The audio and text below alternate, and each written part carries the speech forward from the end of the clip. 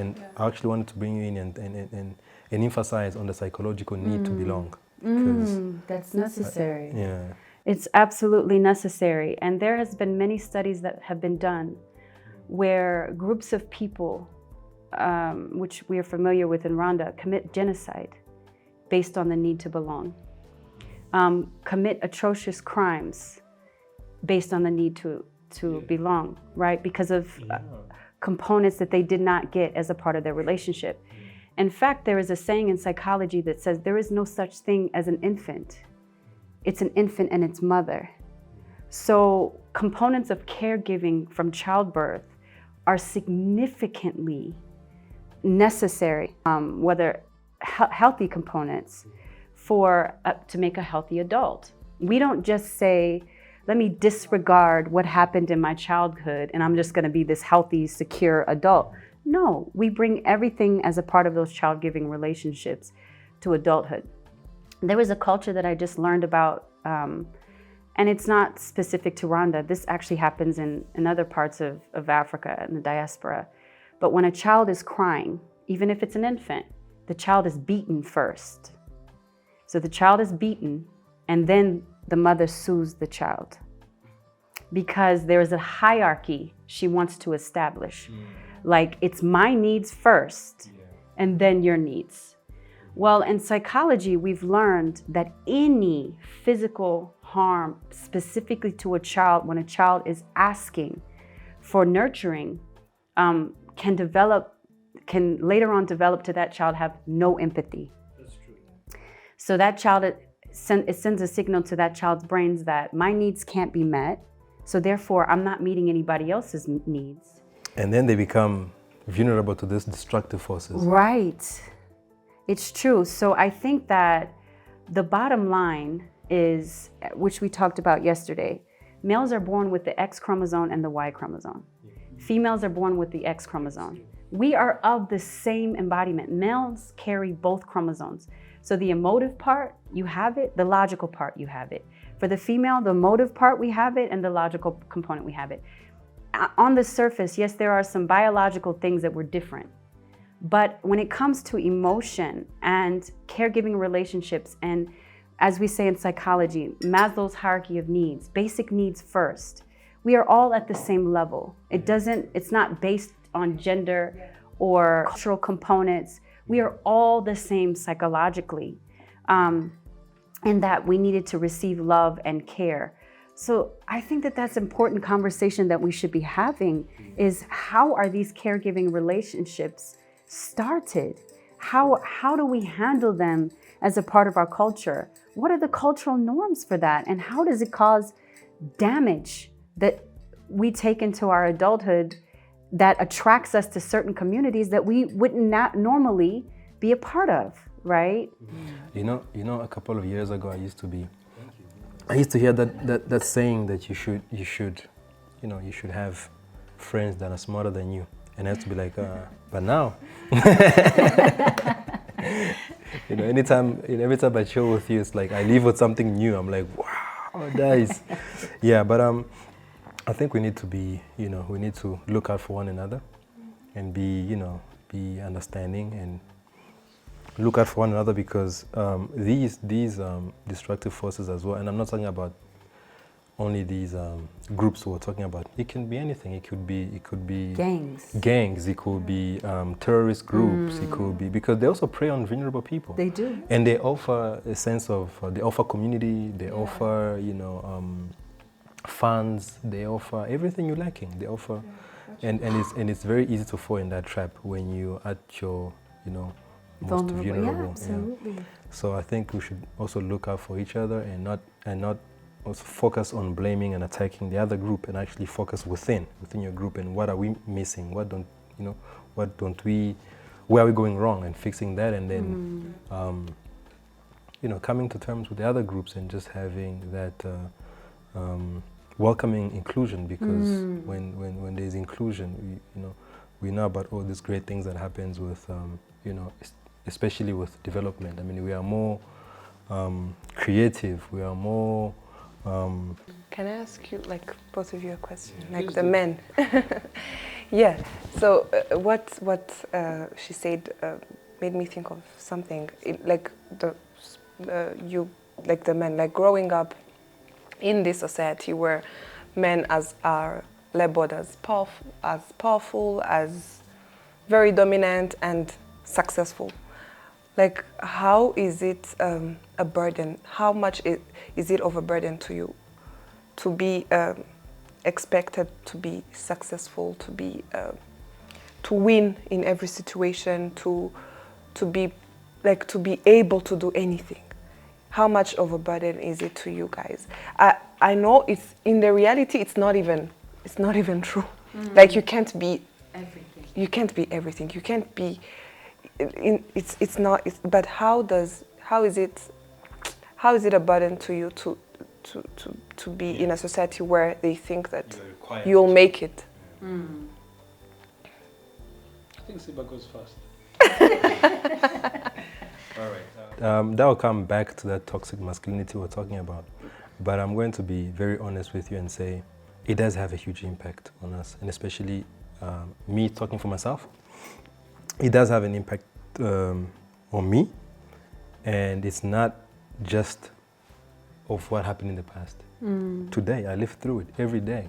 There is that though it's a little bit confusing also in my case because I don't mind it. Like it kind of pushes me because I have dreams, as an individual that I wish to achieve. I have, I think in pictures, I have big thoughts and imaginations. And I really believe that most are achievable, thoughts just creates, the intangible substances into the tangible. Mm. And I really believe in that, and I've seen, the results of that in some aspects of my life where I've really wanted something, worked hard for it, and I acquired it. Yeah. But coming back to your question, I think even maybe you help me with this. Even when it comes to the female attraction, you guys are you put us, you put pressure on us unconsciously. Yeah. Like the most attractive guy is the busy guy, is the able guy, is the guy who's able to make things happen, is the powerful, is the most, And I don't think. Because handsome is not about the face, but it's the money, how handful you are. Yeah, but it goes into a big variety. It's not just funds. I think it's just there's something attractive about a man on his feet, a man who's a provider, who not only providing financially, but also who's in control. And there's something that is natural, or that's, it is. It's a part of the animal kingdom in general. Yeah. If you look at the female kangaroo, right? The female kangaroo has, some can say, even more power than the male. And in some animals that are in the animal kingdom, the male is actually smaller than the female. Yeah. However, the female will not mate with a male that she doesn't believe is physically strong or displays certain behaviors. So it's not specific to just the human, but we are animals, right? It's across the animal kingdom. But why is that? We talked about survival versus thriving, right? Yeah. And so during that time, they're fighting for food. They're fighting for limitation and environment. They're fighting for tribe against other packs or tribes of animals, right? Yes. For resources. Mm-hmm. And so we have to ask ourselves, there is a statistic that came out that said that Black women in America, which is my group, we are the highest educated class in the world, right? Okay. However, education is not significt when it comes to norms, right? We're still, even though we're the highest educated class, we're still supposed to be submissive. We're still, it's, men don't want women that make more money than them, right? There's certain things that make us unattractive because we're seen as too masculine or aggressive because of our education status. So that can be flipped both ways. Mm-hmm. But for me personally, as a woman, I think that it's beneficial. I'm spiritual at heart, and I know that a man, according to the Bible, is supposed to be over his household. So me, as a therapist, it's more important that he has emotional intelligence, more so than monetary wealth. That's more significant for me. But however, I also believe that a family should be balanced. So I think that now we need to look at these roles that we've been given and understand really, can a man be that today? Economically in Rwanda, is it attainable for him? Is it attainable for a woman to be, on their feet economically, emotionally? According to, we are just so in love with social media, which is a lot of false. Has a lot of falsehoods on social media, right? But we fall in love with that and body image and the negative things that come out of that. So, and it works. So should we put effort in ignoring that, or should we just live with it and see what works for us and just, because then again, I mean, if it's consulted and used at a healthy level, I don't think there's an issue with that. There's a law. Because it's been serving me. Right. But there's a law in physics. And this law specifically talks about how balance is the best component, right? Force and power, right? So if there is a level of balance, this is how you can see in certain areas where there are stones that are tons and tons, they're huge and they weigh they have a lot of mass. They're able to stay on structures that we don't understand, like the bumblebee, the physiology of the bumblebee. We can't understand it. This big, huge, fat insect with these little small wings that move around. But it's balance if you understand physics and gravity, right? So it's the same thing for the male.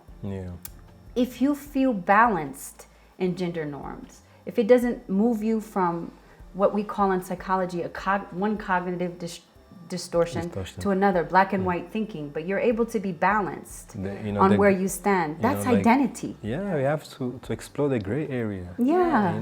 And that's where the work is done. That's where improvement is at. That's where true. But anyways, before you forget about David, he was asked a question. I think I need to respond to it straight away. It does put pressure on us, extremely pressure actually.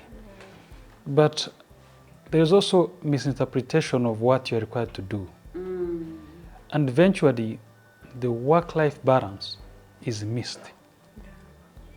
And so when it is missed, you end up having, a broken family. We tend to say, okay, I'm supposed to be the caregiver, I'm supposed to be this rich guy, and I chase work, and I forget about family. So I chase work, I provide whatever I'm providing. If there's a mansion, I put it there. If there's 5 cars, I get them. If it is taking people to Singapore, I do. But I lose the family connection because I hardly give time to my family in the chase of what they are telling me. That you're supposed to provide for the family and the likes. And eventually, historically, look at most richest men. Their families are broken. That's true. Majority of them, they have family divorce. That's true. You see, and see, even if you don't have that, divorce and the likes, you also look at the majority of statistics of their kids. They actually, they lacked parenthood of the two parents, the mother and the husband. Which, for me, I feel, yes, the connotation should still be there. But how do I interpret it? And how do I use it against my vision of growth? I'm not growing alone. I should grow as a family. As much as I'm chasing whatever I'm chasing to have, big pocket around, how much time do I give my kid? It sucks to have $1 million and your kid will never know how to manage it. Exactly. Because you never met them, you never gave them time, you never gave them that love. And they never gave it to you. Yes. Because part of the health the well-being and the health growth, it is what you sign from the early childhood. How much are you bonded with your kid? How much are you giving time to your kid? How much do you pray with them? And so if we chase the riches and we forget about the riches being the family, then we are missing it. It's true. So, so- okay, I'm handing myself over, Chidika. Okay. But do you, I could be a as victim men, do in you the ever future. feel like you're not providing enough? Yeah, and then this. And does it make you feel less of a man or less of a human being? And again, I think maybe before I chip in, it's how do you define what is enough for you? Exactly. It's also very important. It is. Yes, if for me, I'm trying to say it from a family point of view. I'm just a new married man. But who believes that I should define what should be enough to us? And then from there, we can have an extra thing. But right now, if we are contented with this, will it give me time to also, have a play time with my wife, a play time with my prospective kids to come, and do that. So if I have defined what is enough for us right now to live a work-life balance, then I am okay with that. Right. Yeah. So I'm handing myself early so Kay can start working on me because I think I'm damaged. Because it really has something to do with mental health. Yes, there is. I beat myself when I go for a day or 2 days without being productive, not doing anything. I feel, my brain alerts me and says, hey, starts judging me, you didn't do anything. And then you end up looking, that's why, like my friends are asking me, but you stay by yourself. Nah, you never get bored. I go bored. To be quite honest with you, I never get bored. Every time I'm just sitting and, just trying to relax, then there's just I must do something. I feel like if it's not work related, I must clean, I must wash the dishes, I must just do something, I must work out. I mustn't just sit down, because every time I sit down, I feel like, but then again, I think I will link it back to maybe my dreams. I have unrealistic dreams. I have big dreams, man. I wanna go to Kiwe in my own helicopter. Amen. So We probably think that being so active is an end result of it all. Yeah. And you decide, It's all. It's all. yeah, and and you decide to say, I am working 24/7 for me to have that helicopter. But you forget that as you're doing so, biologically on your muscular body and the legs, there's what you are missing out. Because you also need to rest for you to think better and the legs. point. Yeah. There is let's just use myself as an example. I'm 40 years old, I think. Yeah? you look 26. Keep up with age. Well, thank you. But if I'm 40 years old, I'm about 38,000 days old, right? 38,000, around that. If part of our lives, we only sleep 30% of our lives, right? Generally, if we sleep well, we sleep about 30% of our lives. 30% of my life, right, leaves 70% of my life that me naturally who overthinks, I'm overthinking, right? Yeah, so if 70% of the time I'm not sleeping, but I'm overthinking and I'm overworking and I'm overdoing and I'm trying to attain these goals, right, that I've gotten from being in a household with a mother that pushed me, despite my emotions and my feelings, towards education, towards being a doctor, towards being a lawyer, whatever it was that we were pushed to do, then that repression, right, means that my brain is only relaxing 30% of the time. Yeah. Well, a human being, right, if you employed someone at your company and they only produced 30% of the time, would you keep them as an employee? Hardly, right. So how is it that we think that we can continue to go and continue to set goals and continue to work with only 30% rest, right? The brain naturally has to have rest. And rest isn't necessarily sitting down, but rest is allowing the nervous system to be calm. Yeah. Not thinking about what you need to do tomorrow. Or what not you what didn't do. happened. Yeah. Or what you didn't do. The body and the brain have to be at rest. What happens when we start to suppress, because that's what being busy is, suppression. Yeah. That's when you've been so used to just working and not listening to yourself that that's the only thing you know how to do because you can't sit with yourself, right? Which most of us can't. And I'll tell you about a study in a moment. However, when you have too much suppression, the body says, in psychology, the body keeps the score. So that's when we start having heart attacks. That's when we start having high blood pressure.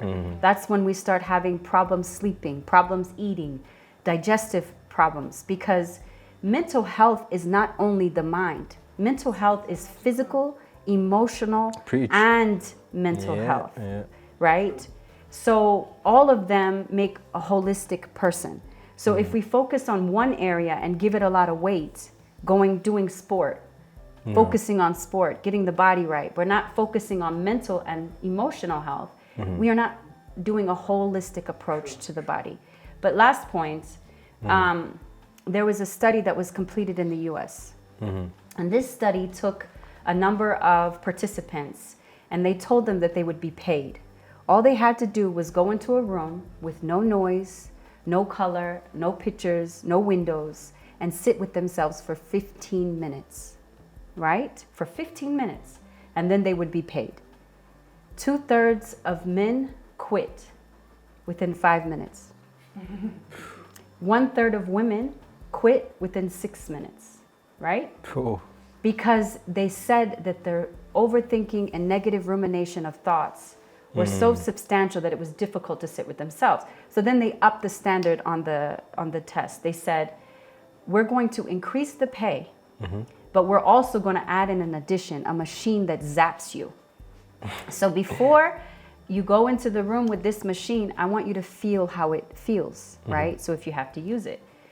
They said that the zapping of the machine was like being hit by a car. The pain was extensive in some people. Yeah. However, when they went back into the room, men again, 2/3 of men used the machine.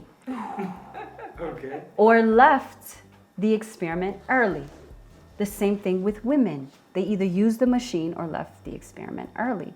And this is the thing that we've learned, is that it is difficult for us because of all the misinformation on social media and misinformation in the media in general, that it is so difficult for a human being just to sit with their own thoughts. Yep. We're always trying to escape. We're trying to escape. It's a scary place. It's a scary place. From ourselves. Yeah. That was very informative, man. Yeah, I'm back in school. So, David, I'd like to bring you back into the stereotypes of gender. And I'd like to ask you, how can we encourage female talent to join professions that are, in sectors that are usually for men? How can we encourage them to join? And I think it all begins from our families. It begins where you grew up from. If your mother or your father cannot encourage you to do sciences, very hard will you do so. You see, because the first mentor in your life are your parents. You always discover yourself at a later age that, you know what, I should have done sciences, I should have done so and so. Yeah. So I think for me, I'd encourage parents to, first of all, have a soft conversation with their kids. Try to detect what their kids would love to do. And it's also very important that we do not limit the career into educational lifestyle. Sports has become a career, music is now a career, and fashion and the likes. But ababyeyi benshi, most of the parents believe that the career is about engineering, doctor, and sort of. So it's not until our parents, both the father and the mother, understand that they play a key role in encouraging and shaping the young girl to pursue whatever they're supposed to pursue.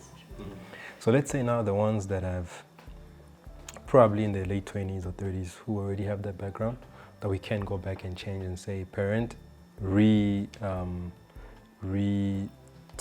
or reteach your reparent. kids, reparent. How can we encourage them? Why? I understand there isn't one solution that fits all, but like there should be some actions that we can take that we encourage the young lady who's in her late 20s, who probably did civil engineering, but who's still a bit scared to walk into that male-dominated, entity and say, no, what can we do for her? I think currently for me, I would encourage even the young people to do so, because the world where it has reached. Previously they sort of discouraged women because the work was sort of masculinity based. But now technology has come.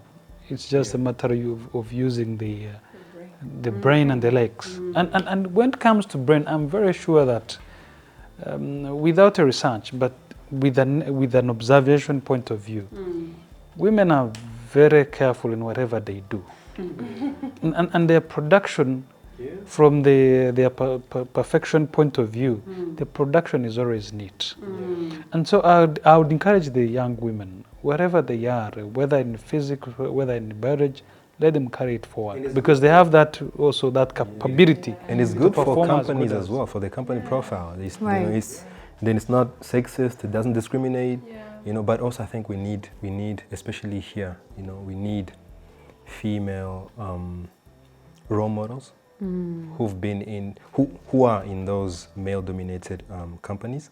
We need them to come up and say, speak to the young ones. That's true, because the power of image as well, we usually associate ourselves with what we see, and it's easily. But that also made me think of a different thing, of probably men who are more in fields where women are dominating. Let's say therapists, psychology, or even let's look at it at probably a lower level. Like, there are people who survive or who are living because they're house helpers, because they are hairdressers, because they are, we cannot ignore that community. It's a very big community. We need that. And we need that. We know people who raise our kids while we're at work, who, I think we need to get to a level where I will have a male house help and feel safe that he will not hurt my young daughter. We need to also deconstruct those stereotypes around men as violent, as you cannot trust them. I need to get to a point where I'm not biased. I don't see you and think you'll hurt me. We need also, it's a journey, of course, but it's really bad. Men are also victims of these stereotypes. Being labeled as a bad person, being labeled as violent, I don't think that's good. I need to be in a place, and probably with a taxi guy, a cabman, and I feel safe. I don't have to be like, What is he gonna do? What is he gonna do to me?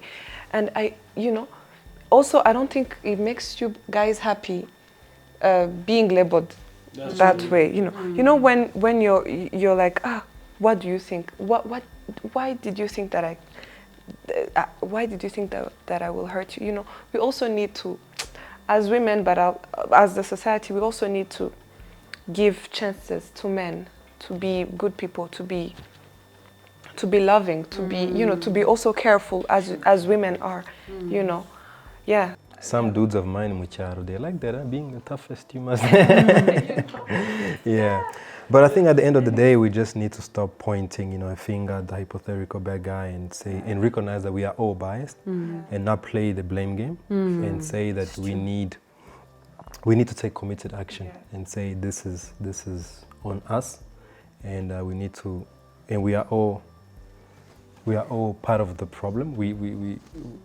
We did not create this problem, but it's on us to be part of the solution, and hope for the best. And I also believe, as we're talking about mentors, how about we men? how much are we doing in encouraging the young women? If 3 out of 10 on the site are women, it means 7 out of 10 are men. How much are they doing to also support the young women? You know, because if the role models are less from a female perspective, what about the men? How much are we trying to do in bridging the gap of the less mentors? And also we, the men, how much are we trying to do to mentor the young boys? You know, so that there's even no bullying. You know, there's also a bullying at the tender age in the secondary schools where we are in the primary school, and the kids hate mathematics just because he was bullied by a fellow kid. So how much are we doing? I think all that goes into... Recently we were talking about what differentiates a good mentor to a bad mentor. And it had me thinking, and I was thinking of, I think it's something I read from Mandela's book, Long Walk to Freedom, where he was talking about 2 different types of leaders, saying that there are leaders, there are some leaders who think they are good leaders because of what they've been through. Right. And then there's other leaders who are good leaders and believe that they are there and they are good leaders because they are there to help everyone else not to go through what they went through. Yes. You know, and then sometimes you do have men like that today who think, because of my background, because of the tough, life I went through in our past, that's why I am who I am today. So my son should go through that. Right. He should be beaten in school, the same route, because he believes that will make him what he was. And then there's others who, who we're actually encouraging, who we are trying to be. We're saying that I went through what I went through so that you don't. Right. You know. But I think that's the best approach. Because at the end of the day, why would I put you in ditch because I fell into the ditch? Right. Why would I put you in an imaginary situation? Yeah. To build the same. Now, some guys believe that, I am who I am because I went through that ditch. Right. That's true. You are who you are because you went through that. You see? But at the same account, we can't do experiments because the environment is not the same. The perspective is not the same. The genetics time, are not reality. the same. We can't create laboratories to make people grow or develop. We try to do that as parents. It doesn't work. But putting in the factor of change, you don't need to bring the past to the present. That's true. Life but will always define the present as it is. Situations where you'll have to grow and learn, and it doesn't have to be in poverty or in extreme hard situations. And I think that's a conversation that we need to talk about. Equal. Separate but equal. That does not exist between the male and the female. We are not equal in physicality when it comes to being able to lift physical things. They've put males in female Olympic courses to compete against other women because of how they identify. It's not fair. Structurally, biologically, we are not the same. We're not the right? same. So when on the vice of that, when we have these structural companies or construction companies that hire women and they say, oh, you want to work with all men, so you lift the same amount of weight in kgs as the man because this is what you want to do. Even if you're pregnant. Even if you're pregnant, even if you're old. And that's the case of the matter is that is also something negative that we do in our communities. Just because I'm a woman and I want to work in a male-dominated field doesn't mean I should have the same responsibilities as a male physically, right? I have limitations as a woman. I have limitations as a human being. The males have limitations that they couldn't do the same as a woman can do. So I think that we need to be clear that when we set these standards of males being included or females being included, there are limitations based on biology, by nature. And so that should be taken into account. I do have a strong feeling, when it comes to that, and I really believe I don't believe in gender equality. I believe mostly in gender equity, but that will be a topic of conversation for next time. So I want to, thank you for being with me today and, agreeing to participate in this. Communication fuels connection in society and community, and I would like to take the example that we always are given by our leaders, you know, who tell us to evaluate our own problems and find solutions to that, as opposed to being influenced by any other community that's not living in time with us. So we shouldn't say yes because, you know, the West say yes. We shouldn't say no because Uganda said no. We should actually study this, look at it from our own perspective, what works for us, and then we will decide on our own. And so I encourage every other young person or anybody who might think it might be different to me, to you, to them, you know, to come together and then we find these solutions. So together. So there's this new cards, a new it's going to be a new culture on Vanilla Taboo, where we are going to be playing these cards. These cards are, what did you say again? We should get the tissues ready. So this is how it's going to work. There's questions behind, serious questions. So everybody will pick a card that's, it's the best way that I could ask you personal and hard questions. It's not coming from me, it's coming from the cards. So you will pick a card, and then from anywhere. And then please, if it's not too much. The red one. Today we're playing blue. Today we're playing blue. That pink, the pink one is too soft. Yeah, it's okay. And then, yeah, if it's not too deep, please go ahead and share with us your answer. Let's start with Benita. Can I please change?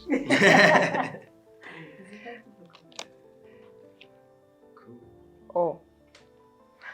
It's worse, huh? Mine is in the middle. I don't know what to say. Is there an experience from your childhood that you wish didn't happen? Okay, that's It's a good one. There's so many. Just pick one of them. Or you can actually list all of them. I'll have to think and sort it. Take your time, you're not good to chica. Well, tap me in. I'll do mine and then we'll come back to you. Okay. Oh, I have one. Okay. Let me just say the simplest one. So I am a last born in my family, and I grew up in a family where like we were so many. We were just like 4 of us as siblings, but we had like aunties, cousins living together and our parents. And you know, as a last born, they really tell you to do ABCD from them. Hey, like you become like you're used to serve them, kugutuma, you know, and everything else. So it's not a bad experience, but I would say why it is. Till today, I struggle when someone is trying to serve me. I say no to every you know, can I do any kind gesture? Can I do this for you? I can't get used to that. I'm more used to give, but when it comes to receiving, I block, and I think that's not good. Yeah. That's a good point. Oh yeah, it's not about being damaged. So I wish there could be some balance. Yeah, there could have been some balance to be so that even today I'm able to receive any care and kind gesture from other people, and I find it normal. And It's a good one. We will start forcing our gentleness to you. Yo, you know, it really requires you to push hard so that I can accept. Mine is a bit tricky. Let's hear it. Mine is a bit tricky. It's either true or false. Okay. And the question is, suffering is a choice. Is suffering a choice? True or false? Suffering is a choice. True or false? True or false? Yeah. What do you think? But we would like you to. No, I think I'll have 2 options. Okay. Depending. Gray area. So Yeah. your answer is it depends. It depends. Okay. Because there's a suffering at a tender age, you know, which a kid has no say in it and has no choice in it. So, but maybe at a later age, sometimes I'd say it's a choice. And why would you say it? Yeah, no, at a later age, the choices you make sometimes put you into that suffering mood. So I'll have false and I'll have true, depending on the circumstances. And I don't know exactly what the card wants us to look at. Which circumstance should we look at? Probably maybe suffering, not as an instant, but also keeping, like keeping, like staying in the suffering. Yeah. Right, And it's not, we're leaving it's the not suffering. physical suffering, it's mental mental. suffering. Like I think it's not a choice. You think it's not a choice? Yeah. Okay. Okay. Mine is, do you feel like you're enough? Oh, it's not deep enough. Well, it is really deep because this is the root. This question is the root of why we have a lot of negative rumination that keeps us in mental suffering, that we don't feel that we're enough. Rumination, But sometimes I that's a don't big feel word. I'm enough. I have a lot of things I have to, I'm a single mother. I have 3 girls at home that I have to take care of. I have to work full time. You know, so there's many things that I don't feel that I'm enough. And I think that it says that a village raises a child. I need more of a village. I need some more people in my village. But at times I feel like I'm the master of my life, you know, some days just depending on the day. But I think that that's natural to have inclinations where at times you don't feel like you're enough. Even if you have a village, sometimes the village doesn't act in the way that you need, right? We can't control everything. So today I feel like I'm enough. Ask me tomorrow. Thank God. Thank God. All right, let's go. When you can't sleep, what keeps you up at night? Oh, A crush, a So- girl that you saw. Taxes. you know, it's funny because first of all, I go to bed very tired. Nothing keeps me up at night. But when it does happen, like I go to bed early, around 9:10, and I always crash, pass out. So I don't have a big problem with this. But when I do stay up at night, it's usually things that I haven't done, or things I haven't completed. I finished work, I finished business, or usually when I've done someone wrong, that bothers me. Guilt keeps me up at night. And but besides that, I'm blessed. I pass out within 5 minutes. so lucky. Yeah. So thank you very much, guys. Thank you for being with Vanilla Taboo. Thank you. And looking forward to having you guys again very soon. Hopefully you allow me again to have your time. Thank you. So we have also another culture of, we have a guest book that I'd like you guys to write. Okay. Any kind of message, let it be, it can be sweet or sour, it's fine.